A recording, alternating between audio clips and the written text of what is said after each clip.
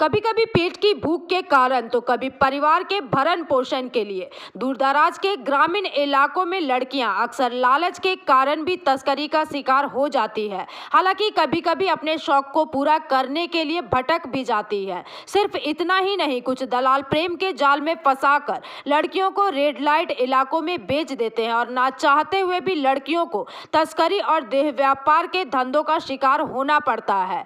आपको बता दें कि आजकल प्रशासन और विभिन्न स्वयंसेवी संगठनों की पहल के कारण तस्करी की गई सभी महिलाओं को वापस लाया जा रहा है और इसी विषय को लेकर बसीरहाट महकमा के बसीरहाट 2 नंबर ब्लॉक के धन्यकुरिया ग्राम पंचायत के हॉल में एक कार्यशाला और परामर्श कार्यक्रम का आयोजन किया गया तथा इस दौरान कार्यक्रम प्रबंधक रविंद्रनाथ विश्वास ने बताया कि उनका मुख्य उद्देश्य यह है कि सभी उत्पीड़ित लड़कियों और महिलाओं को समाज के मुख्य धारा में वापस लौटाना है ताकि वे वापस लौटकर अपने पैरों पर खड़ी हो सके और उन्हें सामाजिक बहिष्कार का सामना न करना पड़े। इसके साथ ही उन्होंने अपने वक्तव्यों को भी रखा।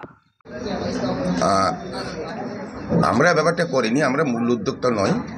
মূল উদ্যোক্তা হচ্ছে সেটবাগান মহিলা সমিতি। তারা ধান্যকুড়িয়া গ্রাম পঞ্চায়েতের কাছে যথাযথভাবে আবেদন করেছিল এই হলরুমটা ব্যবহার করার জন্য। পঞ্চায়েত তাদেরকে সেটা অনুমোদন দিয়েছে। পরবর্তীকালে তারা আমাদেরকে আমন্ত্রণ করেছে। আমরা যারা এখানে আছি আমাদেরকে মূলত তারাই আমন্ত্রণ করেছে, তাদের আমন্ত্রণেই এখানে আসা। এটা দেখুন, আমি বলি যে সোশ্যাল ওয়ার্ক ডে বলে একটা দিন আছে, ইন্টারন্যাশনাল দিন আছে, এটা আমার জানা ছিল না। প্রথম কথা, আমন্ত্রণ যখন পেলাম এখানে এসে সমস্তটা বিষয়টা জানলাম, অত্যন্ত ভালো লাগলো। আর রাজনীতিবিদরা সোশ্যাল ওয়ার্কার কিনা যে প্রশ্নটা আপনি করলেন, আমি বলবো 100 বার। কারণ রাজনীতি যদি একটা সাবজেক্ট হয় তাহলে তার মূল অবজেক্ট হচ্ছে মানুষ, এবং মানুষকে ভালো করে, মানুষকে খুশি করে, মানুষের পাশে দাঁড়িয়ে, মানুষের আস্থা অর্জন করে, মানুষের আমরা সমাজ করব এবং আমাদের কাজটা হচ্ছে সামাজিক কাজ, সোশ্যাল ওয়ার্ক।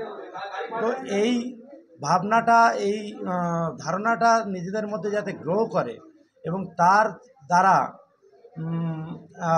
আমাদের যে কাজের প্রতি একটা ভালোবাসা এবং দায়বদ্ধতা জন্মায়, সেই কারণে আমরা এর একটা সাস্টেনেবিলিটির জন্য ক্ষেত্রে মানে ওদেরকে সাপোর্ট করা। তো এই জায়গা থেকে আমি ছোট করেই বলছি, আমাদের বিভিন্ন কাজ আমরা সেটবাগান মহিলা সংঘ থেকে করে এসেছি, যেটা দাদা একটু আগেই বলছিলেন, রিহ্যাবিলিটেশন প্রসেসিং, বিভিন্ন পুনর্বাসন এর মধ্যে দিয়ে আমরা সমস্ত নাগরিকদের বা যারা ভায়োলেন্সের শিকার তাদেরকে আনানোর চেষ্টা করছি যাতে তারা প্রপার রিহ্যাব হতে পারে। তো এটা যেন আমাদের মনের মধ্যে সাথে সাথে যেন রক্তে মিশে গেছে। আমরা একজন সমাজকর্মী, আমরা গর্ববোধ করি উপর, যেমন বাল্যবিবাহ, শিশু শ্রম, শিশু পাচার থেকে শুরু করে সমস্ত বিষয়।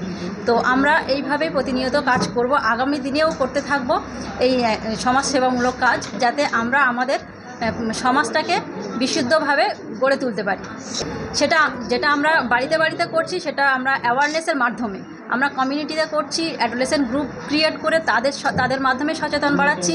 আবার আমরা অ্যাডোলেসেন্ট পিরিয়ড যারা স্কুল, মানে ক্লাস 8 থেকে শুরু করে 11-12 পর্যন্ত স্টুডেন্টদের, মানে ছেলে মেয়ে বোধ সবাইকে আমরা সচেতনতার। Bureau report, PVTV news.